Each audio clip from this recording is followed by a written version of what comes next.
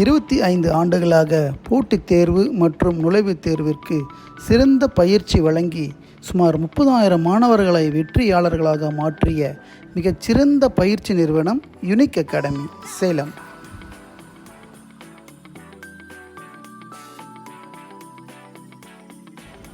கடந்த 5 ஆண்டுகளாக பள்ளி மற்றும் கல்லூரி மாணவர்களின் தன்னம்பிக்கை, தனித்திறன் மற்றும் பொது அறிவு வளர்த்திடும் நோக்கில் ஜூனியர் IAS போட்டித் தேர்வு நடத்தி வருகிறோம்.